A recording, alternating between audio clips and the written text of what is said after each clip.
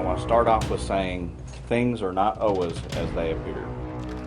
Oh my goodness, what an incredible mother this is, taking on this challenge of raising a child with so many medical problems. They believe she might have leukemia, could not walk, was in a wheelchair. I mean, you name it, this girl had it. What eventually came out fairly quickly was that it was a scam. The big shock to a lot of people was that she was up and walking around. At some point, you decided to kill your mother, is that correct? Yes.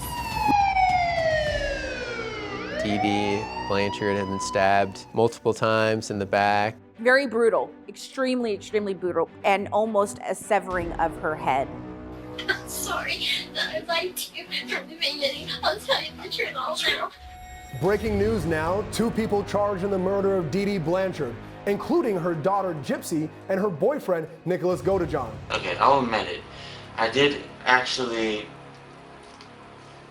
stab her mom. I will admit it. Gypsy manipulated Nick, a low-functioning person with autism. Whose idea was it to kill your mother?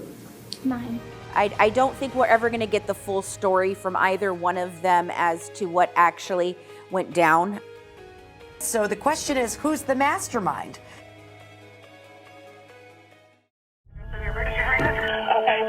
Your wife is in a bar. You said she's unresponsive. This is what he's going to tell you. How to get out of that situation. And I grabbed the gun. Trying to find the first place to put a body. No, sir. The only thing they could do was kill him. You want to say anything? We, the jury, and to find the defendant.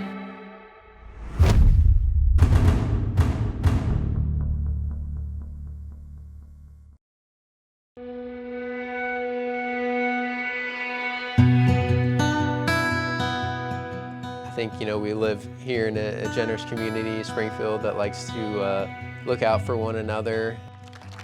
A community that opened its heart to Dee Dee Blanchard and her daughter Gypsy. She had moved here after Hurricane Katrina, had this daughter Gypsy who had all kinds of medical issues. They believe she might have leukemia, that she was asthmatic, that she had seizures. She had ear problems, eye problems. She was paralyzed from the waist down, could not walk, was in a wheelchair. I mean, you name it, this girl had it. She captured sort of the heart of the Springfield community early on. They got a house from Habitat for Humanity in Missouri. It's so easy to live here, and it's so peaceful. And I think the headline was something like, Hurricane Katrina survivors, happily settled here in Springfield. It just proves that happy endings are not just in fairy tales, they're real. Gypsy's mother seems so brave in the face of so much adversity. Oh my goodness, what an incredible mother this is to, she's on her own here, taking on this challenge of raising a child with so many medical problems. But then, on a warm summer night in Springfield, just after midnight, the home built for Dee Dee Blanchard and her daughter Gypsy became the scene of a brutal crime. Dee Dee Claudine Blanchard murdered in her bedroom, her daughter missing, the community in shock. Just total shock. We have this mother and daughter who just seems, so happy and good-hearted. Friends had seen a Facebook post on Dee Dee and Gypsy's shared site. That bitch is dead. That Facebook post was seen by friends and neighbors of Claudine. They ended up then contacting the sheriff's office to do a well-being check, and that's ultimately how Claudine's body was found. A gruesome scene. Very brutal, extremely brutal, and almost a severing of her head. And police found that Gypsy's wheelchair was still in the house, but no sign of Gypsy. And then, okay, well that really ramps up the need to find her, because you're thinking, okay, she's maybe helpless out there without her mom. And first they all thought that somebody had kidnapped Gypsy. The second Facebook message indicated that the perpetrator had done something to Gypsy sexually. By tracking the internet data on the Facebook post, police were able to locate a possible suspect almost 500 miles away outside Waukesha, Wisconsin. to the home of a young man by the name of Nicholas Godejohn. So they went out, and there was actually a standoff between Nicholas and the police for a brief moment. He was brandishing a knife and waving it around, and he didn't want to come out. It wasn't even known yet if Gypsy was still alive, but that if she was, it was still thought that she was possibly a prisoner being held hostage by Mr. Godejohn at that point. But when police got inside the Godejohn house, they found her, along with a load of cash and disguises and wigs she and Godejohn had used. She was there of her own free will. And that's when they first learned not only that, but they're actually in a relationship, boyfriend and girlfriend. This case has taken several disturbing twists since their disappearance. And then this stunning moment. Gypsy standing up on her own. The big shock to a lot of people was that she was up and walking around. The young woman who supposedly needed a house with ramps and specialized facilities was not paralyzed at all. And then doctors at the hospital had another surprise for the good people of Springfield. That's when they learned there was nothing wrong with her. No leukemia, no asthma, no seizures, no paralysis. I want to start off with saying things are not always as they appear. What eventually came out fairly quickly was that it was a scam. A scam the mother had been pulling off apparently for years as a way to trick sympathetic people and charities out of hundreds of thousands of dollars. The wheelchair's just a prop. And a lot of people were hurt when they discovered that, Gypsy didn't really have any medical problems and that her mom had sort of duped everyone into being charitable towards them. But for police, the focus was not the scam, but the murder of Dee Dee Blanchard. And her daughter and her boyfriend were brought to the Waukesha Police Department as prime suspects. Gypsy acting as if she had not a care in the world as she waited for the detectives from Missouri to arrive. Never asked about her mom. She never asked, why am I here? And then Detective Stan Hancock arrives from Springfield, ready to cut to the chase. Well, Gypsy, we are here investigating something, so I do need to talk with you about some things, okay? I'm thankful because I have no idea why I'm here. Okay. Nobody will tell me anything. Yeah, okay. Your mom's dead, okay? Now, what I want to ask you is, your mom's passed away, okay? And she's deceased, all right? Now, what I want to ask you, did you have involvement in this? She's like, no, oh my gosh, was it a heart attack? Did she commit suicide? Please tell me she did not commit suicide. She had bipolar. Okay. All these different things, and she just kind of sticks to this story of I didn't know. I know you do. I know you, sweetheart, I know you love your mom. I have no doubt that you love your mom.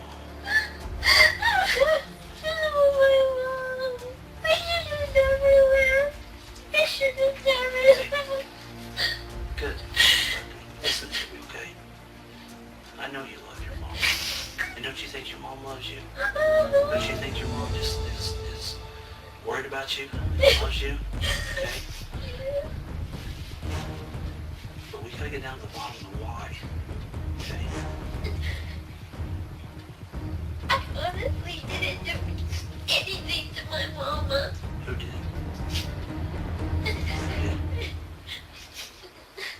I don't know.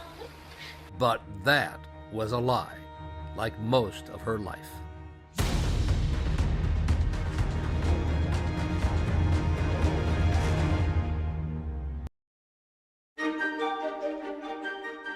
Little girls love to dress up as princesses, none more so than Gypsy Rose Blanchard. Gypsy lived a rich fantasy life. That's all she really had. That fantasy life became the key to understanding Gypsy, the key for Detective Stan Hancock to unravel Gypsy's lies about her role in the murder of her mother, Dee Dee. Sweetheart, do you really want to dig yourself? You're digging yourself deeper. No, seriously, I would never hurt her. Listen to me, okay? I don't play around with that, okay? I'm not gonna play around with this, okay? I didn't do anything. They realized quite early, before they even walked into the the room that, you know, that she had her wits about her. She's not a stupid girl by any means. In fact, she's extremely intelligent. Gypsy's bizarre case was investigated by Fancy Maselli for her podcast, The Good Wife's Guide to True Crime. Now, she's not educated. Her mother didn't, you know, send her to school. You know, Disney movies and books were her education. The Disney fantasy world became Gypsy's escape from a life with a cruel mother who had used and abused her since almost from birth, telling her and the world that she had cancer, leukemia, and an endless list of other ailments. Gypsy did not necessarily know it was a scam. She truly believed she had these conditions. Gypsy has a full denture set. It's pretty sad, you know, that she had her teeth rotted right out of her head. And a lot of that has to do with the medications that she was given. I can only imagine how awful that would have been to have been trapped in a home like that, where like a prisoner basically her whole life. At one point, as a teenager with dyed hair, Gypsy's mother locked her in a backyard shed when she learned her daughter was messaging with boys online.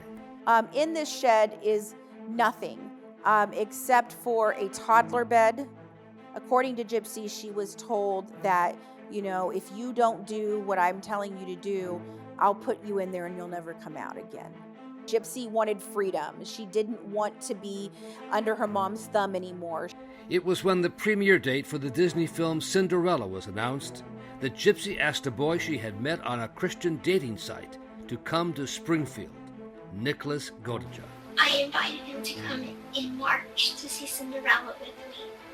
She was dressed to the nines as Cinderella. She had the big wig on, the big huge blue dress on. So she looked like a fairy tale princess, and he's kind of dressed like Prince Charming. Unfortunately, it hurt my mom's feelings because I paid more attention to him than her. Okay. And anyway, she didn't like him from then on. Somehow Gypsy convinces her mom she needs to go to the restroom, and so she wheels herself out, and then Nick leaves the theater as well, and they meet up in the bathroom, the handicapped bathroom, and that is where they had sex for the very first time. How romantic, right? She's never even been kissed by a boy at this point, and her first experience with any type of physical contact with another human is, you know, sex in a bathroom in a movie theater at the premiere of Cinderella. He said that it's us against the world, and that he's gonna protect me no matter what, and that we were gonna get married and everything, and nothing was gonna stop us.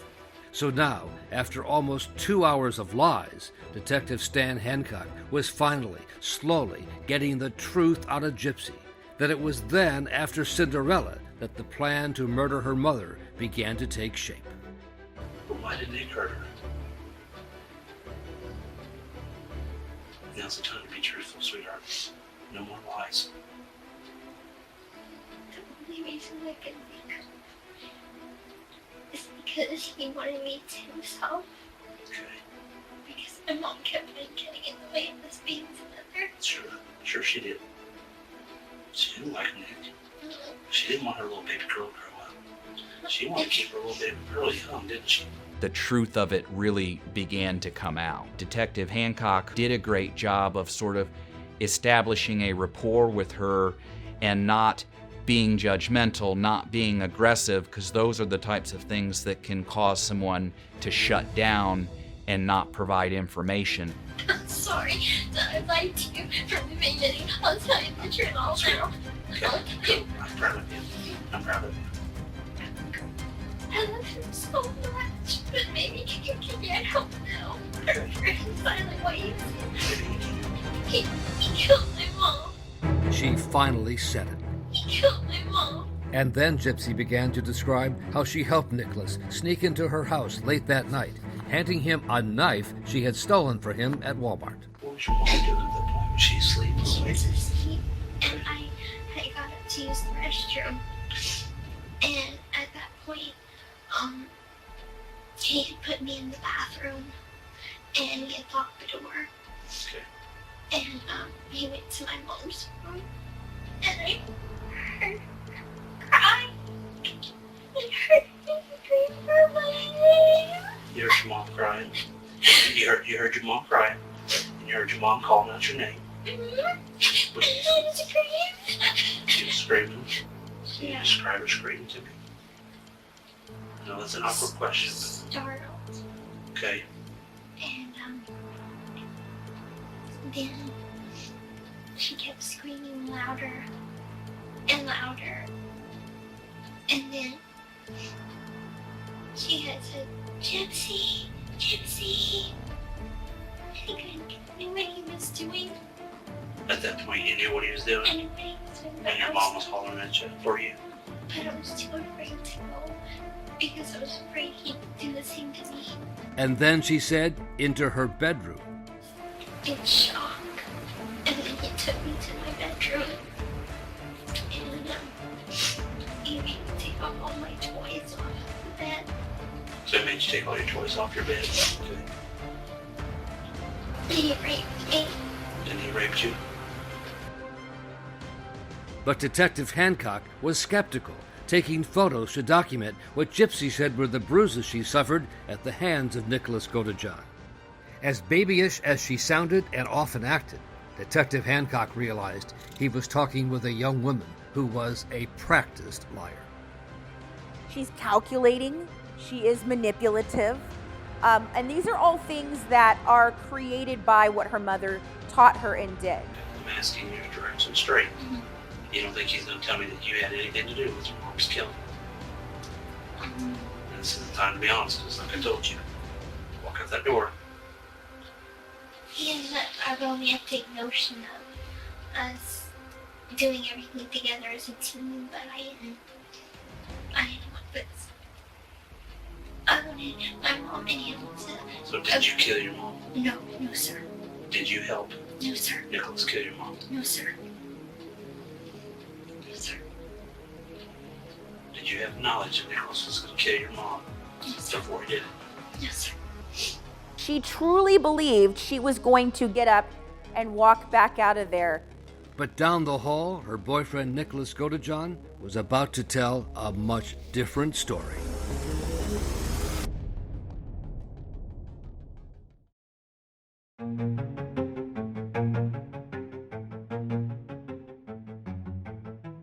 I don't think we're ever going to get the full story from either one of them as to what actually went down. Gypsy Rose Blanchard and Nicholas Godejohn, two very challenged people. Gypsy trying to break away from a cruel mother. Absolutely, she was a victim. I mean, all the way through, she is a victim.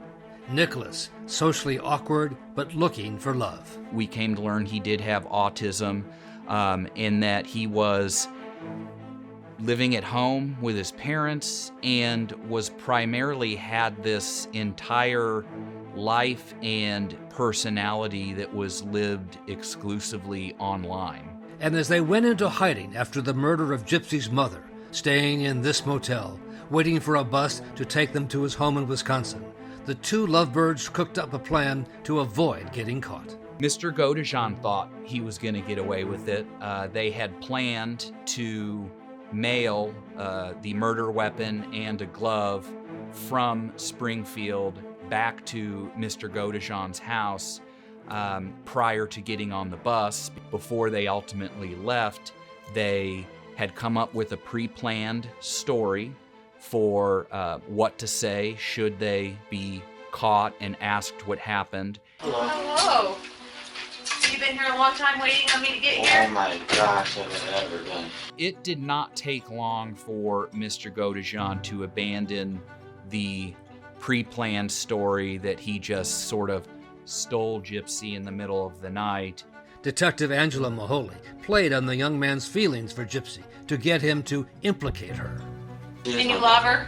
Oh, do I ever? You love her a lot? I was bummed my eyes out waiting for this moment to where I can talk to you. Okay. Because I was so worried about her. So, do you want to do the right thing by Gypsy if you love her? Well, the truth is I worship her, so I know you there's do. no way I wouldn't do it on her. I know. I would think for her. I know you do. I believe you do. but this is the point where you're going to prove whether you do or not, okay? When me and you talk. Okay. Okay? Because it's not fair. It's not fair to Gypsy for her to be honest and you to lie, okay? So what I want to know is can you tell me this first? Did Gypsy know that you were going to kill her mother? Honestly, she asked me to. Okay. So Gypsy knew you were going to do it because Gypsy asked you to. Yes. Why did she ask you to do that? Because she felt it was her only way to be with me. And then really from there on, he is very forthright and very detailed in what actually happened. Because, and then the truth is, okay, I'll admit it, I did actually stab her mom. I will admit it. I know. Okay. Filling in the grisly details of what happened that night in Dee Dee's bedroom as he stabbed her. Do you know how many times you stabbed her? 4. You stabbed her 4? Yeah, 4 times. The autopsy of Dee Dee Blanchard would show she was actually stabbed 17 times, her head nearly severed. And then she called up for Gypsy, but Gypsy didn't do anything. Okay. She hollered for Gypsy. Yes. Did she holler for Gypsy once, twice, 5 times? 3 times. 3 times? And what was she saying? Can you tell me how she said it? She pretty much yelped it. Yelped it? Yeah, she was like, Gypsy! Okay. Yeah, she was loud. And what did you do when she did that? It didn't stop me from keep on going. Okay. You just kept stabbing her? Yeah. And then they begin a cleanup procedure where actually he asks Gypsy to clean naked. That was his request because that was something that turned him on, cleaning up this murder scene while she's naked. And then she wanted to have sex with me, so I did. Okay. She wanted to have sex with you? Yes. Okay. But down the hall, Gypsy had already told detectives that Nicholas forced himself on her. He raped me. And he raped you? And detectives soon recognized that Nicholas Godejohn had serious issues. That he had 2 people inside his head, one good, one evil.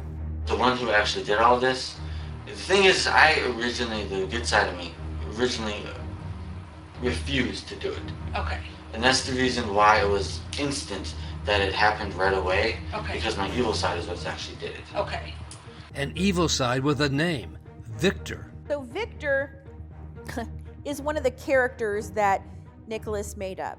He's his evil side, and he claims that he is a 500-year-old vampire who enjoys killing. You just got angry. More than one person inside me. There's actually multiple personalities of myself. Have you been diagnosed with that?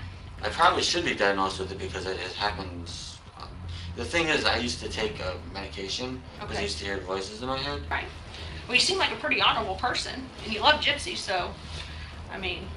Well, that's the thing. I admitted to it. The thing is, me and Gypsy have cried multiple times. Together over this? Yes. Okay. And I've told her this will haunt me for the rest of my life because it's the truth. It will. Breaking news now, 2 people charged in the murder of Dee Dee Blanchard, including her daughter Gypsy and her boyfriend Nicholas Godejohn. Both are now in custody. They had solved the case. Both Gypsy and Nicholas were charged with first-degree murder. But would a jury convict a young woman whose mother had so abused her over the years? Would a jury convict a young man on the autism spectrum who thought he was Prince Charming rescuing Cinderella?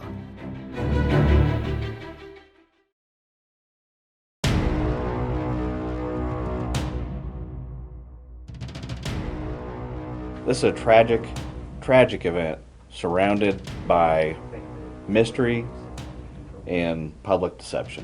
Gypsy fell through every crack possible. The family was suspicious. They knew things were wrong, and they did nothing. Doctors knew things were wrong, and they did nothing. As the sad tale of Gypsy Blanchard's childhood abuse became widely known, It is just horrifying to think that this could go on for 20, 3 years. Prosecutors in Missouri had a big decision to make about the 2 suspects sitting in the Greene County, Missouri jail. You have the person, someone who actually physically carried out the murder that we have to charge, Nicholas Godejohn, but then also a co-participant that may have not, in this case, physically wielded the knife, Gypsy Rose Blanchard, but was just as involved in the murder that we also had to charge. But given all that Gypsy had been through at the hands of a cruel and abusive mother, prosecutors feared a jury might have excused what she did. Due to that long-term abuse that she had already suffered, that ultimately she ended up pleading to second-degree murder with a 10-year sentence in prison, with the possibility of parole in just a few years. But there was no talk of going that easy on Nicholas Godejohn, even though a first-degree murder charge was going to be difficult to prove. There was the misconception that what Mr. Godejohn did was sort of this act of chivalry, that he did it to save Gypsy from this situation. That was going to be a challenge to overcome. And then ultimately overcoming the defense, the fact that Mr. Godejohn did have autism. May it please the court. Yes. Outside of Claudine Blanchard's bedroom door stood the defendant, dressed in all black, wearing blue latex gloves, holding a knife. For the defendant, he was in love with Gypsy Blanchard, Claudine's daughter. And as he stood there, the only thing that stood between him being with Gypsy was Claudine. The key for the prosecution was to show that Godejohn, looking much heavier since his arrest, had the mental capacity to make his own decisions, autism or not. And so it really came down to this, this autism that Mr. Godejohn had. He had 2 thoughts. A benevolent thought that he described as an angel on one shoulder that said, just take Gypsy and run, and a malevolent thought, a devil on the other shoulder that said, the bitch is dead. Yes, this was Gypsy's idea, but the defendant on June 10th was ready to kill. And prosecutor Nathan Chetman showed the jury some of the text messages that Nicholas sent to Gypsy. Is your mom a light sleeper? It's my evil side doing it. He won't mess up because he enjoys killing. And these texts show he was enjoying it. He was looking forward to it. He was excited about it. As the prosecutor made the case against him, Nicholas Godejohn seemed disengaged, one of the known affects of autism. You could tell just the way that he was, just not very socialized, just kind of, odd behaviors, just sitting, slouching down in his seat and just, looking around in sort of an odd manner. In his opening statement, Godejohn's lawyer, Andrew Mead, portrayed his client as someone easy to manipulate. Gypsy knew there was only one way she was going to be able to spend a life with Nick. There was only one way to get out from under the grasp of her mother, and that was to kill her mother. Nick was happy to do whatever Gypsy wanted. He was always compliant. You're going to hear testimony about Nick's autism. He has a low IQ. He suffers cognitive disabilities. And in the end, folks, you're going to understand the dynamics of this case, that Nick wasn't able to formulate the necessary mental state to commit murder in the first degree. But right away, the jury saw the video of Godejohn being questioned by Detective Angela Mahoney and admitting to the murder of DD Blanchard. Because, and then the truth is, okay, I'll admit it, I did actually stab her mom. I will admit it. I know. Okay. On cross-examination, Godejohn's lawyers tried to suggest Detective Mahoney had taken advantage of him. Did you know that he was on the autism spectrum? No, sir. Had you received any kind of information that he was on the autism spectrum? No, sir. Now, this particular interview took place right after midnight, Yes, sir. and he seemed tired to you, is that correct? At times when he would say he was tired, he did appear that he might be tired. Did that cause you to question whether you should continue to question him, given the fact that he was tired and it was after midnight? No, sir. Being tired is not a deal breaker on an interview.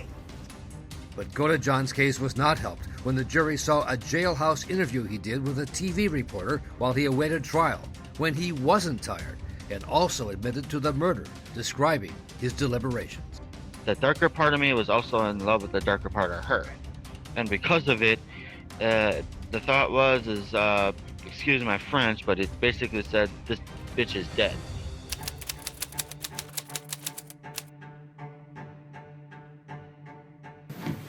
Mr. Perry, do you have a witness you wish to call? Gypsy Blanchard, Judge.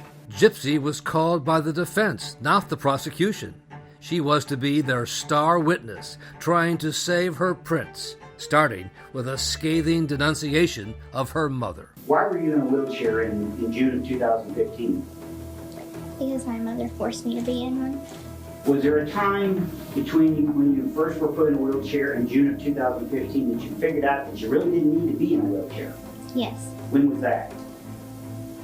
I always knew that I didn't need the wheelchair. And how did you know that? Because I could walk. It was testimony the prosecution knew could be a game changer.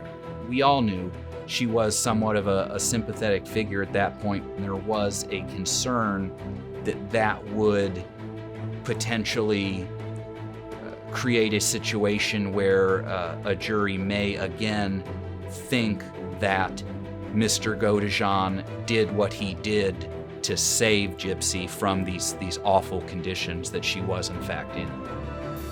What illnesses did you believe you had? Cancer, muscular dystrophy. I needed glasses. I needed hearing aids. Seizure disorder.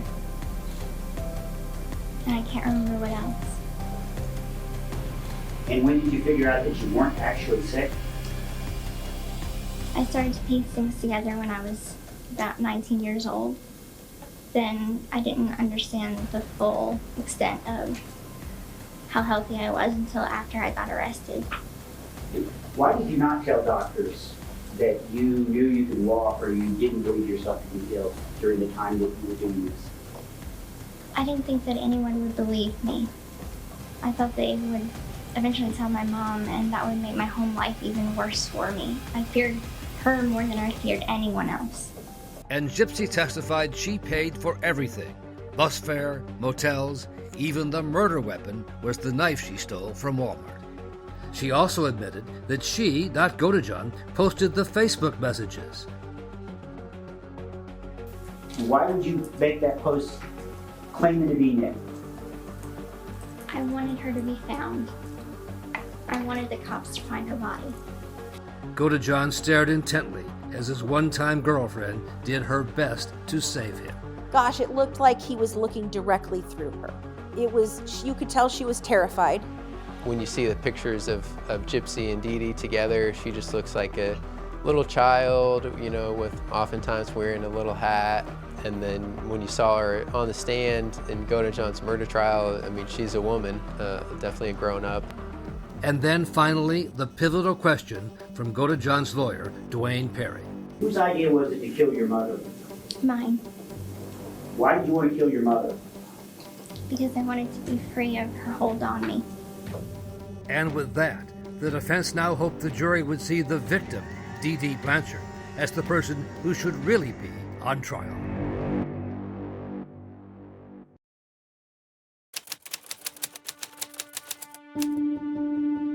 Now, I have never seen facts quite like this. Autism becomes a big factor here. The mental capacity issue is really where this lies. So the question is, who's the mastermind?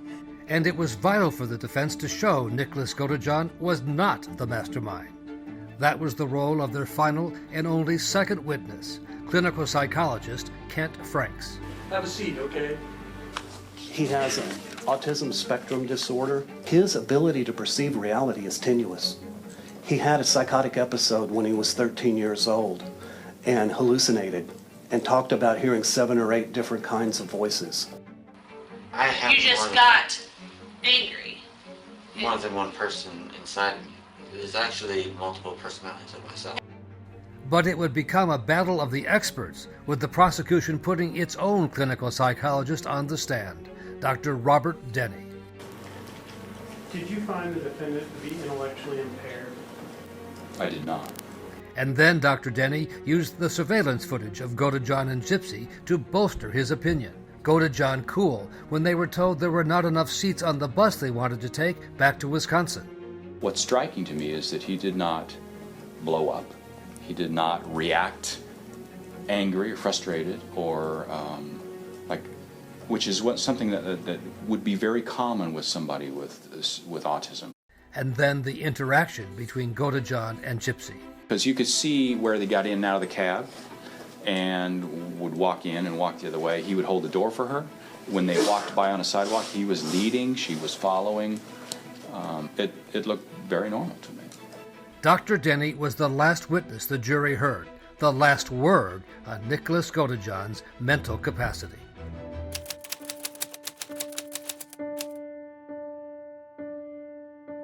There's been another obvious presence here throughout this trial. Prosecutor Nathan Chapman knew it was essential to get the jury's focus off Gypsy and the abuse she suffered at the hands of her mother, the victim. If we're not careful, there can be a tendency to let Gypsy's narrative overshadow what we're really here to decide. Because all along, flying under the radar, coolly, deliberately, was the defendant, Nicholas Godejohn. And again, the jury was shown Godejohn's text messages as he planned the murder. He's not doing anything different than someone else who's planning a murder, taking steps to incapacitate the victim, taking steps in case you're caught to have a story. His mild autism changes nothing about any of the deliberation that you just saw. There's just no other decision than he is guilty of first-degree murder and armed criminal action. Whenever you're ready, I am, Judge. All right. Thank you very much, Judge. Yes, sir. Let's get one thing straight. Who wanted Claudine Blanchard dead? Who? Gypsy did. Gypsy wanted Claudine Blanchard dead. She is fully capable of deception because that's how she lived her life. She was trained that way by her own mother. Gypsy manipulated Nick, a low-functioning person with autism. And then Gypsy pressures Nick into committing a homicide against her mother when he was only trying to help the woman he loved. All along, it was clear that Godejohn's lawyer, Duane Perry, had given up on pushing for a not guilty verdict, but instead wanted the jury to find his client guilty of the lesser charge of second-degree murder. I believe after all the evidence that you consider, there is reasonable doubt as to his capacity to deliberate first-degree murder. And I believe the appropriate verdict in this case is one of the lesser homicides. Thank you very much for your time. The facts of the murder of Dee Dee Blanchard were never in dispute. The 17 stab wounds, the knife Gypsy stole for him to use, and Nicholas Godejohn admitting to it on video. And then the truth is, okay, I'll admit it. I did actually stab her mom. I will admit it. So the jury was not expected to be out for long. The main decision that they had to make was if he had the capacity, if Mr. Godejohn had the capacity to deliberate, then he was guilty of first-degree murder. If he did not, then he was guilty of second-degree murder. And the difference would mean how long Nicholas Godejohn would go to prison. A first-degree murder is life without parole. A second-degree murder has a minimum of 10 and also can go up to life, but it's not an automatic sentence. It was all hanging on that decision. Godejohn had not testified during the trial, but in a sign of optimism just before the verdict was read, Godejohn told the judge he would abide by the jury's decision on sentencing if he was found guilty of second-degree murder. And if they find you up a lesser on count one, you are still asking for jury sentencing, is that correct? Yes, sir. Have there been any threats made to you to get you to waive that right? No, sir. Have there been any promises? No, sir. And with that, Nicholas Godejohn was ready to hear the jury's verdict. Would you pass down the file folders, please?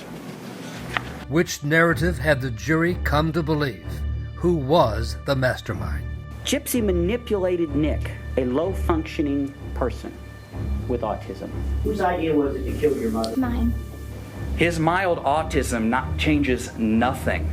As to count one, we, the jury, find the defendant, Nicholas Godejohn, guilty of murder in the first degree. We assess and declare the punishment for murder in the first degree at imprisonment for life without the possibility of probation or parole. The autism defense did not work.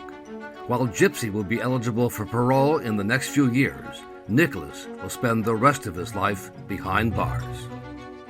The bottom line is he still stabbed an individual, regardless of who it was, 17 times. And he, by the evidence in the trial, enjoyed doing that. And I believe that justice was very much served in keeping him out of the community for as long as we possibly could. I don't think there is justice in this case. I think that everyone is broken and there's not a way to really put the pieces back together. A grim ending to what started as an abused child's longing for a Cinderella fairy tale.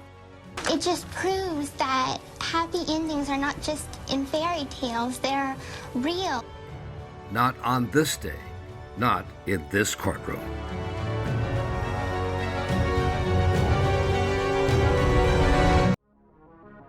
Ladies and gentlemen, we are here today because the defendant, Brooke Richardson, murdered a baby that she didn't want and never intended to keep. She's a great student. She started doing competitive cheer outside of the school. Skyler has just learned she's pregnant and she tells no one. Nobody knows about this. Sometime when her mother, father, and brother were asleep, Skyler delivers a baby girl. She names her daughter Annabelle. And then she buries the remains in the backyard. He did give birth to a newborn infant. He caused the death of that infant. She subsequently burned the infant. They were on a one-way track to get her to confess so they could take her to jail. Are you gonna put me in jail because of that? People were ready to convict. There was false information everywhere. It was ugly. She was determined to keep her secret. Skyler, if they do an autopsy on the baby and they find out that it was living at the time of the birth, then you will go to jail. I never meant to kill my baby. Your wife is in a bar, you said she's unresponsive? This is what he's going to tell you. How to get out of that situation. And I grabbed the gun. Trying to find the first place to put a body. No, sir. The only thing they could do was kill him. You want to say anything? We, the jury, and to find the defendant.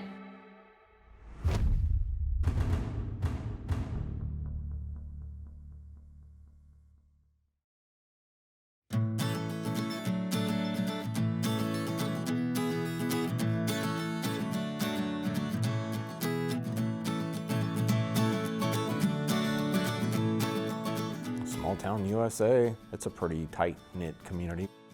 Carlisle is in the southwest corner of Ohio. It's a town of subdivision. A lot of people that grow up in Carlisle don't leave. A little bit of rural on the outskirts and not really large. This is where the Richardson family lives in Carlisle. Kim, son Jackson, Scott, and their daughter, Skyler. She's a great student, National Junior Honor Society. She started doing competitive cheer outside of the school. That's what she really enjoyed. She's just a peacemaker. Yeah, peacemaker. By all appearances, she was happy-go-lucky. But appearances, as always, can be deceiving. I noticed she was constantly looking at herself in the mirror. She was counting every calorie that she ate. The day that she said she couldn't get a pack of gum because it had 5 calories per piece, that really hit home. Her eating disorder defines her. We had taken her to several different places. We tried several different things. It was extremely frustrating. She did not develop at all, mentally or physically. She stayed frozen in that 12-year-old body. But she is a popular student and sexually active, first with a boy named Trey and then a new friend, Brandon.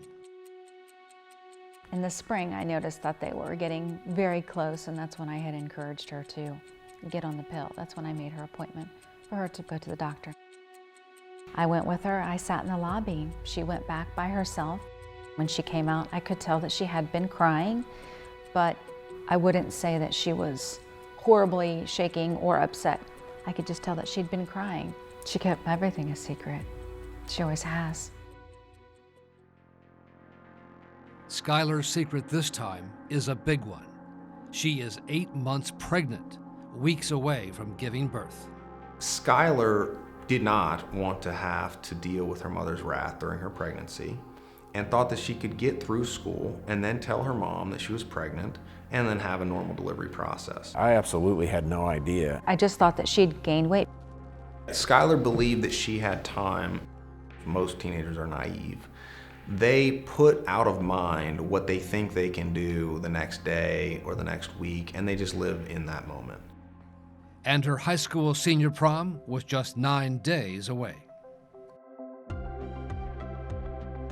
Skyler was very excited about prom, to be going with Brandon. First time she had had someone that she really cared about to go to prom with. We always go out to a little shop in Columbus. They have a great selection of dresses. She knew she wanted red. She hadn't had a red one before. It had a lace corset in the back. She loved it. But Skyler's mom is worried she has put on weight and might not fit in the dress.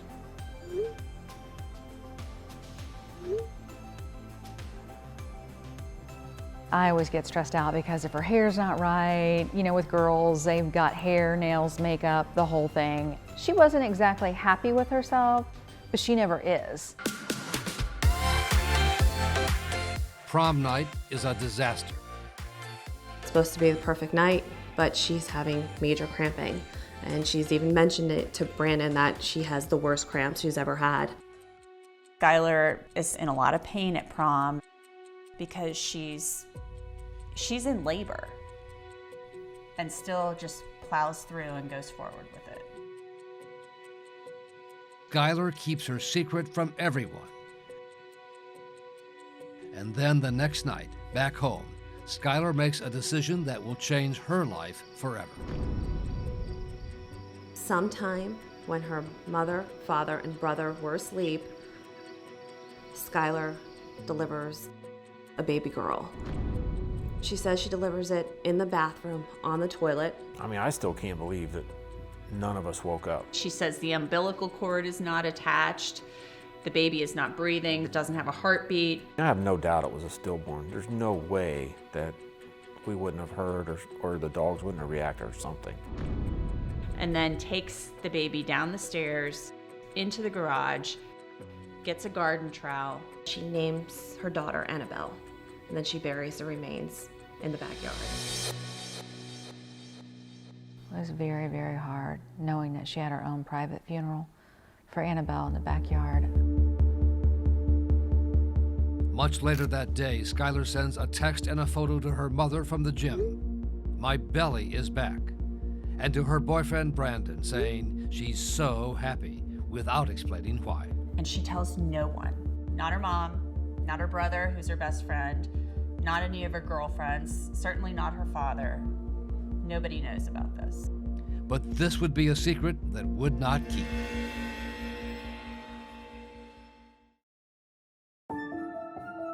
Two months after burying baby Annabelle in her backyard, Skyler returned to the doctor's office for more birth control pills, where of course she was asked what happened to the baby. Skyler Richardson had gone there for a follow-up appointment and told the doctors while she was there that she had delivered a baby that was not breathing and that she had subsequently buried her in the residence of her backyard. The Warren County Sheriff's Office begins to investigate. You can have a seat right there on the other side, and we'll come in just a couple minutes, okay? Skyler is brought by her father to the police station for questioning by Detectives John Fain and Katie Gee. As I was driving up there, I thought there might be some other explanation, or probably something happened other than there was truly going to be the remains of a newborn infant in the backyard of the residence. I said, can I be in there with her? He said, no, she's 18, we have to talk to her alone. I said, does she need an attorney? Oh, absolutely not, she's not in any trouble. Naively thinking that, why would a police officer lie to you? But Detective Fain begins by giving Skyler her Miranda rights. Can you read this part out loud for me, just that last paragraph? I have read the statement of my rights and I fully understand what my rights are. I do not want a lawyer at this time and am willing to speak with law enforcement officers. If you're okay, then just sign right there.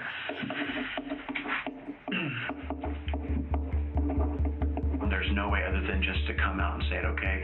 We got a call from the doctor's office. Now Skyler knows her secret is out.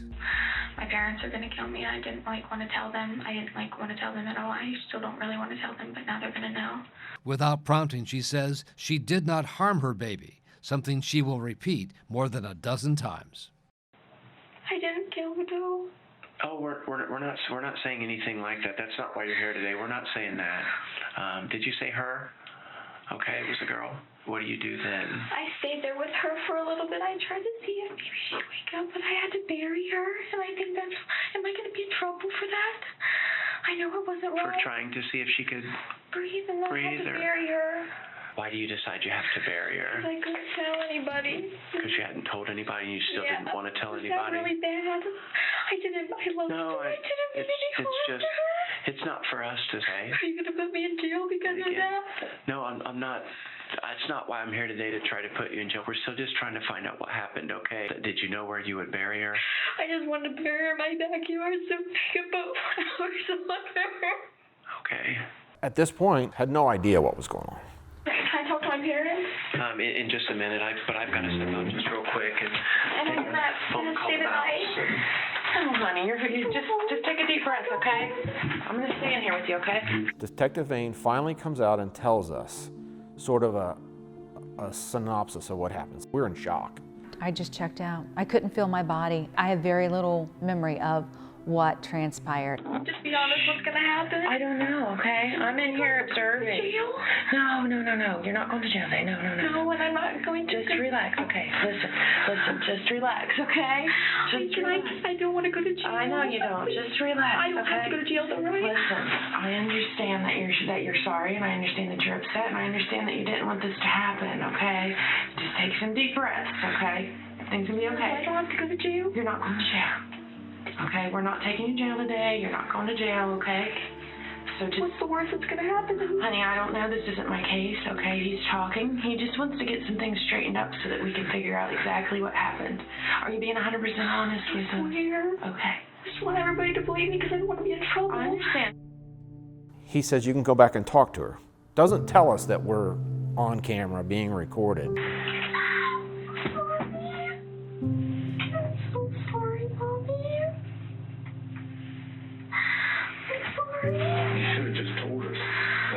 I know. Kids get pregnant every day. Pregnancy is not the end of the world. I'm so sorry. What did they tell you? I think they want to know if I killed it myself. Yeah, you'll go to jail. I didn't though. Can you imagine the absolute horror that we just went through, not knowing what's going on? Yes, I'm sorry. No, we can't fix this. There's nothing. If you go to we can jail, do. it's in the papers. It's everywhere.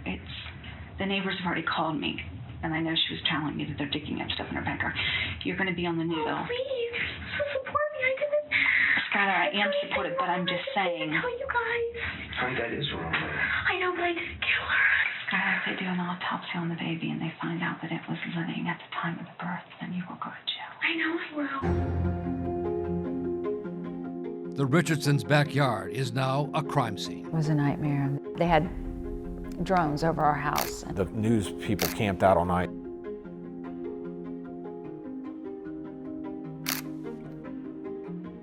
Detective Fain got a search warrant to dig up the infant's remains, which had been decomposing for some 9 weeks. It was a lengthy process, but we had recovered all the remains. So the coroner's office had had time also to conduct an examination of the remains of what they had left. And the county coroner reports to the detectives that a forensic anthropologist observed charring on Annabelle's bones, suggesting a more sinister motive.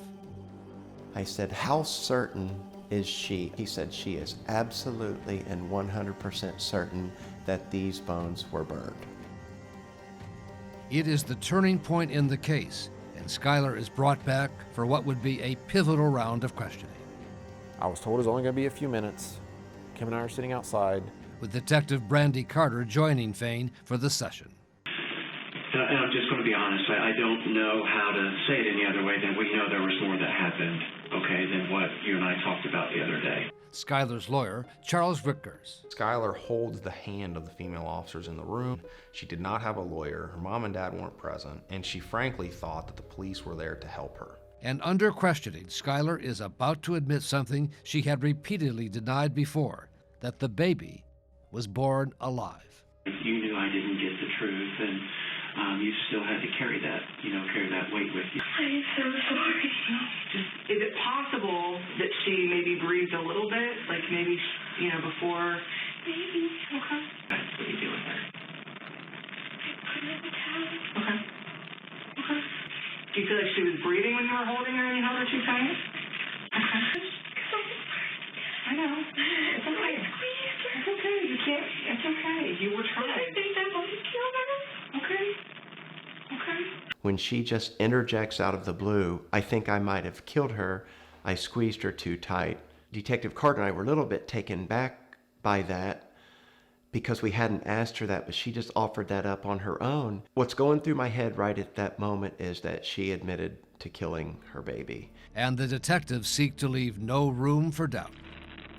I so hard. I did not so hard, but just I just want her to go. Maybe that's when she died? Maybe.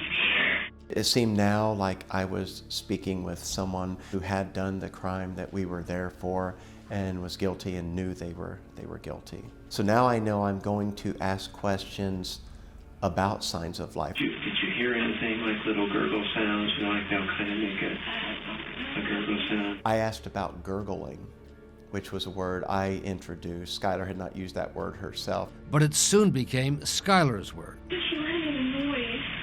Made a noise? What kind of noise? Maybe a little noise, a gurgle, but I didn't know if it was something else. And then I didn't hear another one. So how you know the baby was alive just a little bit, that Annabelle was alive a little bit? I saw her arm maybe a little bit moving on. They had what they needed. Skyler had admitted to maybe accidentally killing her baby. I know at this point there's going to be an arrest that day. He did give birth to a newborn infant. He caused the death of that infant. She subsequently burned the infant and buried the infant in the backyard of her own residence. But the prosecutors and detectives were about to learn there would be a serious problem with what happened inside this interrogation room. This case was a false confession.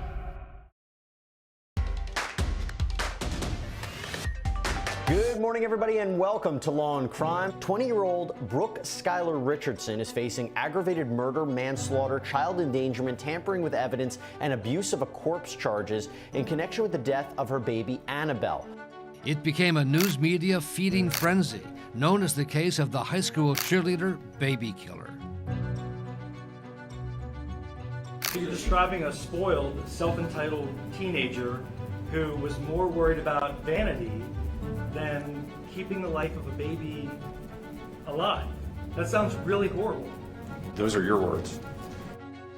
It took the life out of Skyler to hear those people say all those horrible things about That she her knew wasn't that true. she knew wasn't true.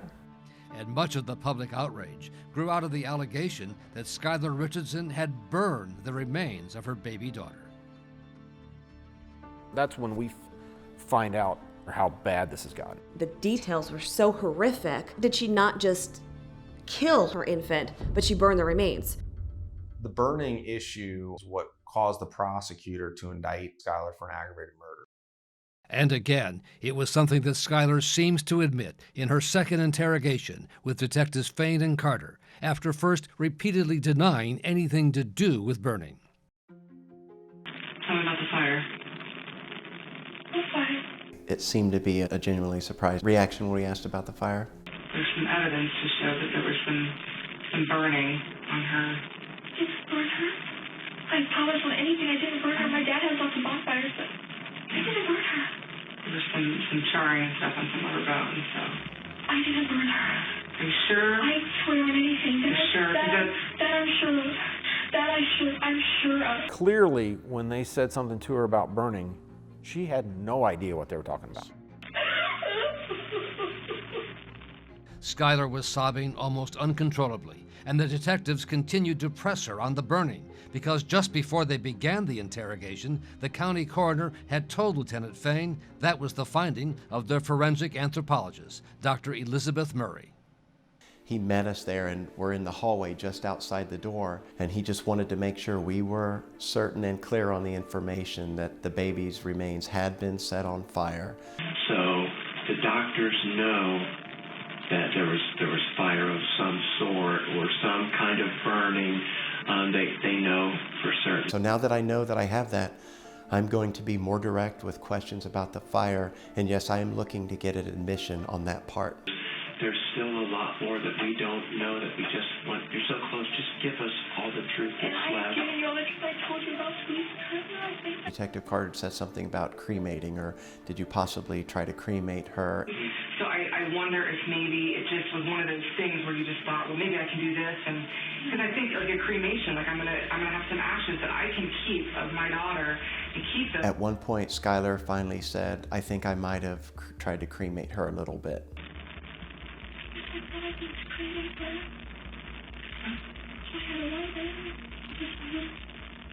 Where'd you put her? No, I mean like before the lighter. Where was she? Okay, and then where? Grab the shovel. Okay. Well, so was she? So you're holding her, and then you grab the shovel and the lighter. Was it like one of those camping lighters, or was it just like a cigarette lighter, like a clicker with a long thing? Like the long one you go. Okay. So where do you take her to try to cremate her? You think? Try to remember like where. Yeah, she was in there. In the hole? So you dug the hole first. Okay. And then you put her in the hole? I guess I just.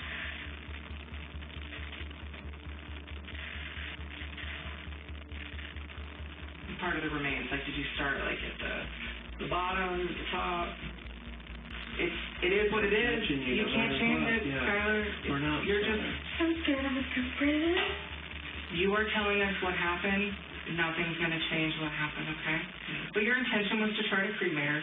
So what part did you try to light? We were relentless, for lack of a better word. During that second interview, we asked over and over until she admitted to the fire. How big would you describe the fire? Would you say big? Would you say small? Was it tall? Was how like?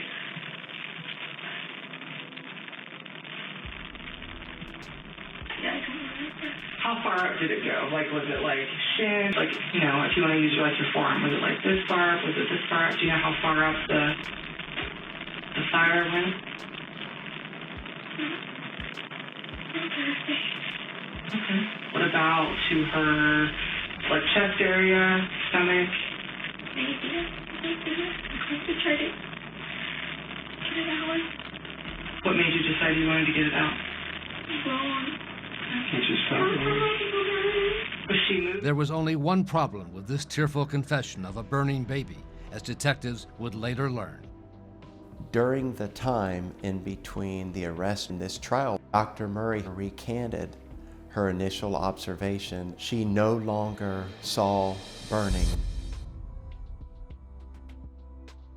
Many months later, when she takes her time, she admits her mistake, but it was too late. The prosecutor had already indicted Skyler for aggravated murder. I remember being completely dumbfounded, because one thing about the forensic pathologists and scientists, they work in certainties. I was shocked at how that kind of mistake could be made. Under aggressive questioning, Skyler Richardson had confessed to something that the doctor no longer said had happened. And without Dr. Murray allegedly being so certain, we never would have done that. I thought this could blow this case for us, and at a minimum, make it an uphill battle for the prosecutors. Yet, even with serious questions about whether Skyler Richardson had been coerced into making a false confession, prosecutors were confident they had the evidence to convict her at trial.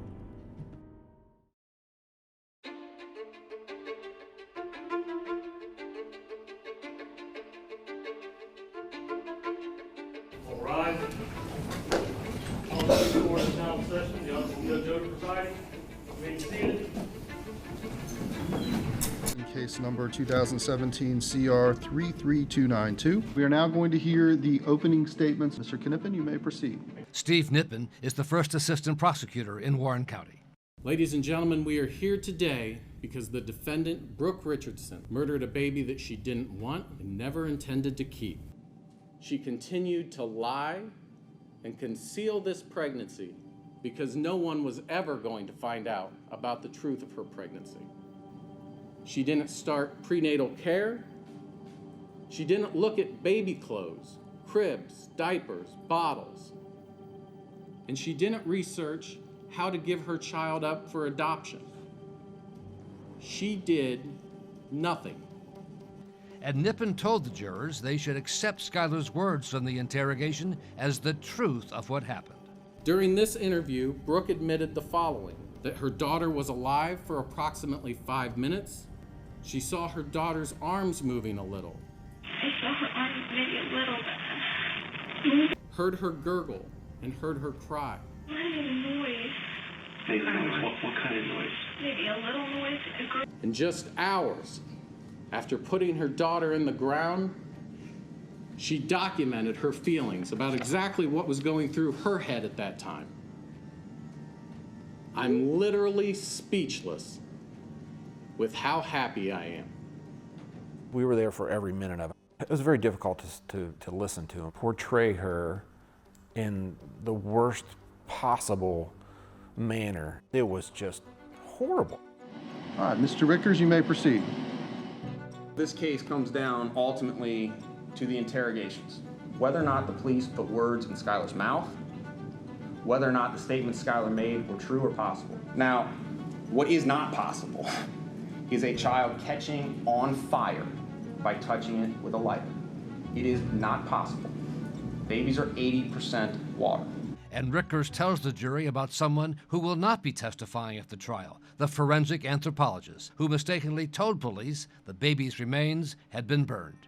And her name is Dr. Murray, and you're not going to hear from her. They're not going to call her to the stand. Dr. Murray rushes. She admits that she rushes. She says the bones are burned. The bones are charred. This doctor, many weeks later, said I was wrong. She told the prosecutor's office I was wrong. She said, I ain't gonna lie to them and I ain't gonna lie for them. This case is about a rush to judgment. And it's all about that second interrogation. It's the whole case. Now they suggest Skyler hid her pregnancy because she is evil, because she had this sinister premeditated plan to kill a child. Skyler was a gentle, loving, kind individual who had problems would not hurt an insect, let alone being mean to a human being or a murderer.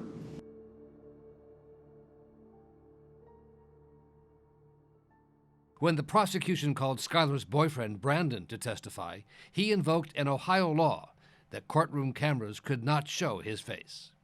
I want to direct your attention to May 7th at 10:54 a.m. And would you agree that's you saying, "Good morning, beautiful babe"? Yes. And she responds back, "Good morning, my amazing boy"? Yeah. When she responded back, "Good morning, my amazing boy," at 10:42 a.m., did you know that she had just buried a baby several hours prior? No.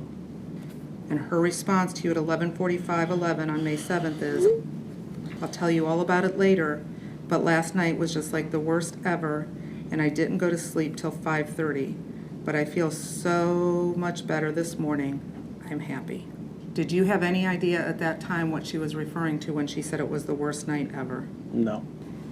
At some point, you did start questioning her about who the father was. Do you recall that? And she responded back, "That guy, Trey, I used to date, who I never talk about. I'm so sorry for lying and for not telling you in the first place. I am so sorry. Please forgive me eventually. I'm so sorry." At your age, it had to have been pretty hard learning everything that was going on and knowing that all of that had been kept from you. Yeah. In the end, the outcome of the case would come down to the interrogation of Skyler Richardson and the testimony of the detective who led the questioning. Sir, would you please state your name? John Fain, spelling of the last name is F-A-I-N-E. I'm retired now, but it's a case I will definitely never forget. Detective Fain would testify for 2 days about the interrogation, trying to defend and explain the techniques he used. Sir, there were several times in that interview where you told her that you didn't believe that she purposely killed her baby. Do you remember hearing that? Yes, I do. I think I can speak for both of us. I don't think you killed her. Why were you saying that? We're at the part of the interview where I felt like and was pretty certain she was getting closer to confessing and telling us more of the truth, but just getting her to be comfortable enough to tell the truth. Okay.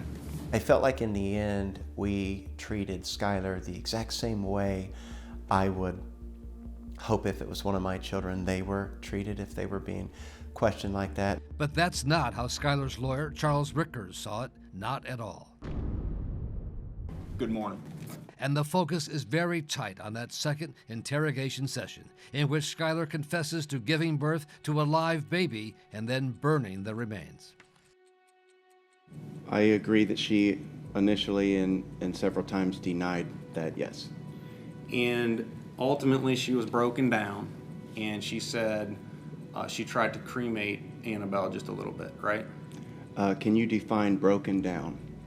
Well, do you agree that you and Detective Carter were pretending that the main purpose of your interrogation of her was to help get Annabelle's remains back to her family for a proper burial?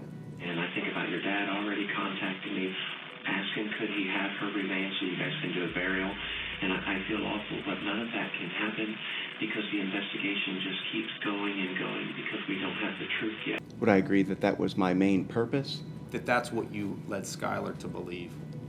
I know we alluded to that. I can't say I necessarily agree that that was, we made it clear to her that that was our main purpose, but that was certainly one of the things that we hoped we would be able to accomplish.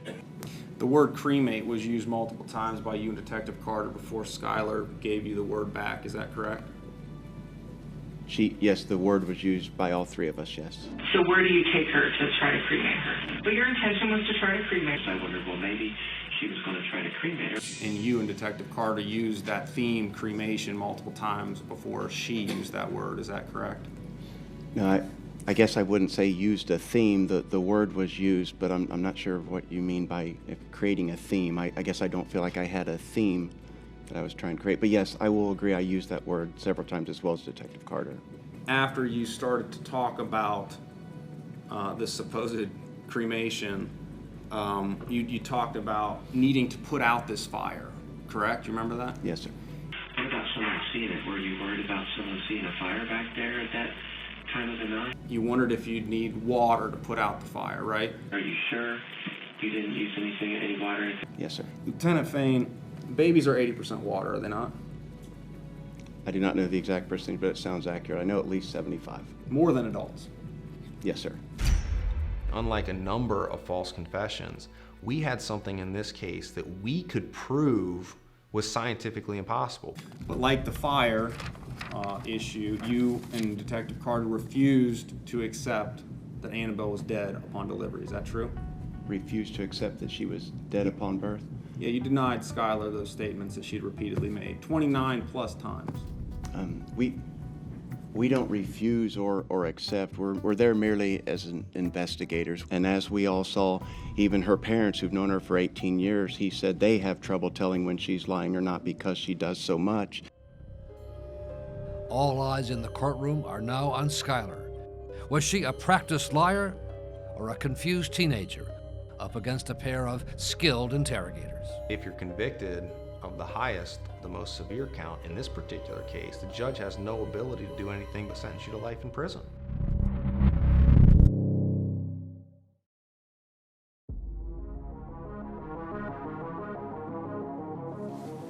Ladies and gentlemen, shortly after murdering her daughter and placing her lifeless body in the dirt behind their home, Brooke Richardson sent 2 elated text messages to her mother that both contain the phrase, "My belly is back. My belly is back." Ladies and gentlemen, that belly was her child. That belly was her daughter, a daughter with fingers and toes, with hair on her head.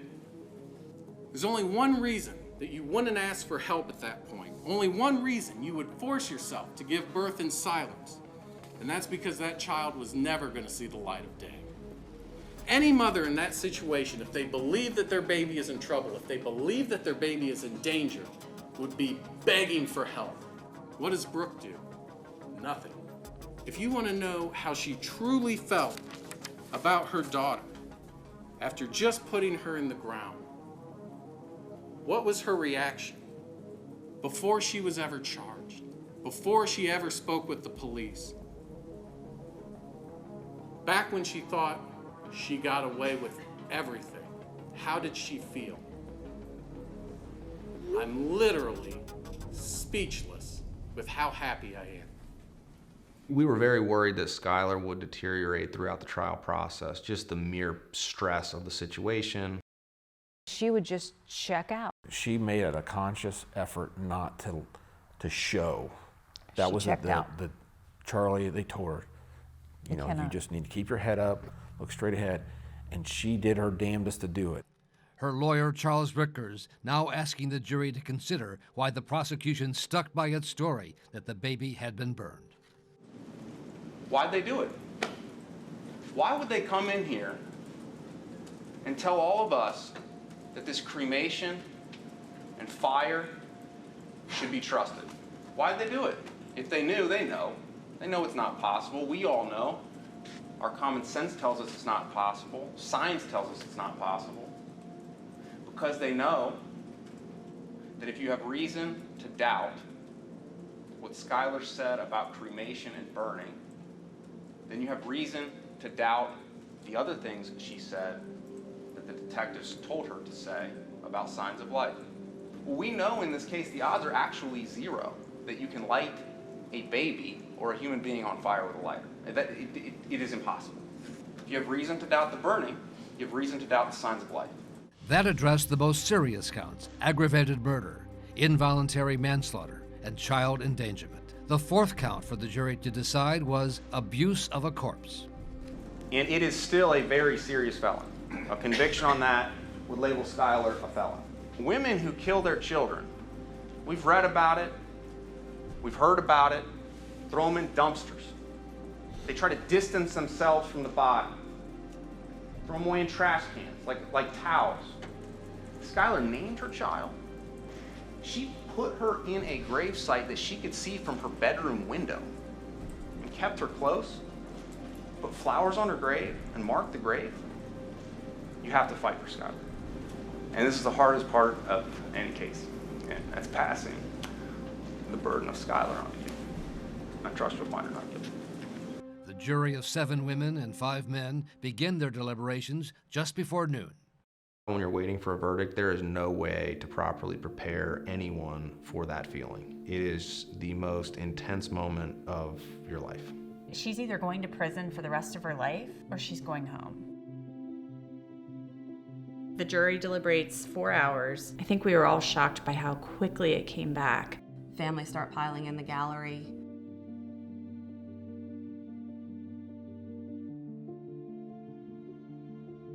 Has the jury reached a verdict in the case? We have. The first count is the most serious, aggravated murder. Would the defendant please rise? With regard to count 1, we, the jury in the above captioned case, find the defendant, Brooke Skyler Richardson, not guilty of the offense of aggravated murder. We, the jury in the above captioned case, do hereby find the defendant, Brooke Skyler Richardson, not guilty of the offense of involuntary manslaughter.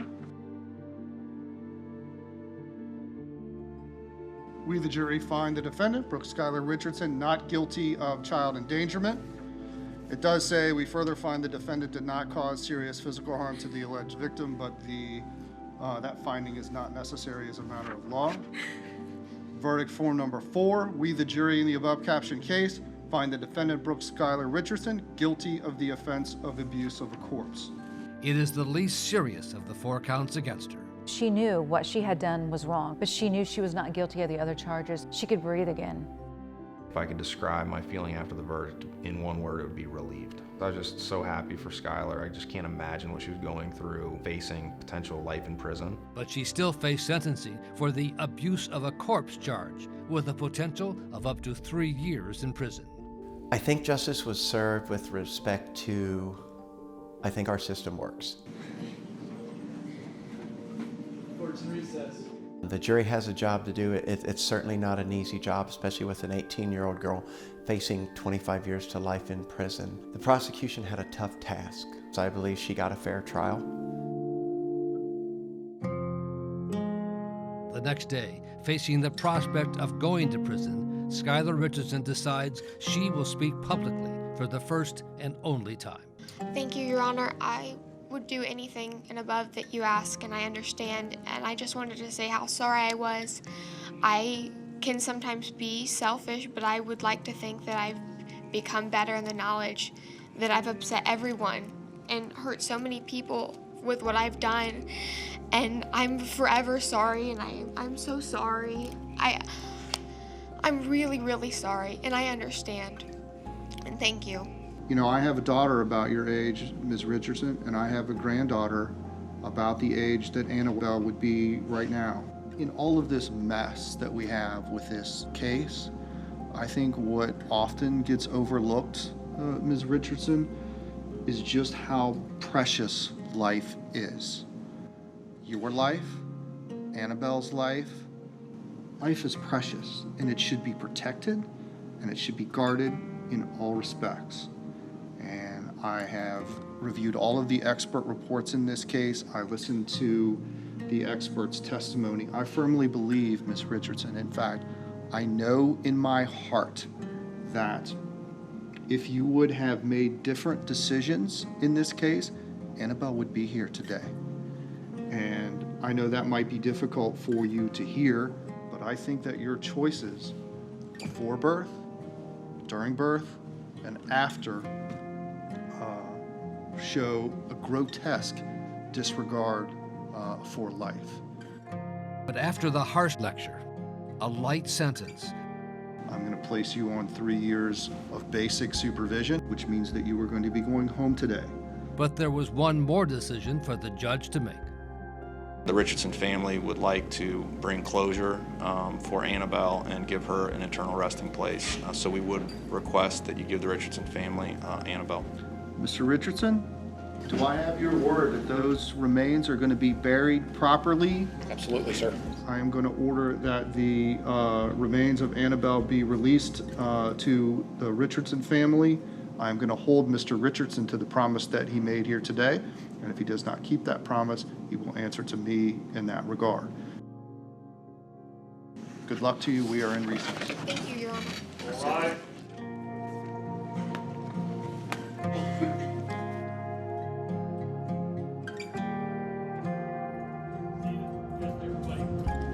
Skyler Richardson has now enrolled in college and is receiving treatment for her eating disorder. She and Brandon are no longer a couple. The remains of Annabelle Grace Richardson are buried in a cemetery a few miles away from the Richardson home. Skyler is a regular visitor, making sure there are always fresh flowers on the grave.